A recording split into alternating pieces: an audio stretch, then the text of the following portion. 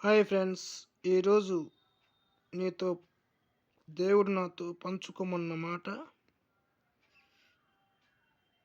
అప్పుడు సిరూపులలో ఒకడు తాను బలిపీఠం నుండి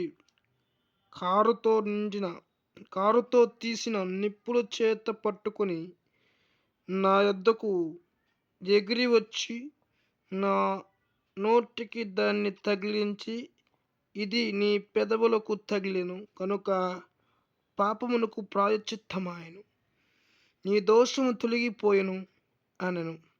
అప్పుడు నేను, ఎవరిని పంపెదను? మా నిమిత్తం ఎవడి పోవునని ప్రభువు సెలవీయగా ఇంటిని. అంతటా నేను, చిత్తగించుము, నేనున్నాను, నన్ను పంపమనగా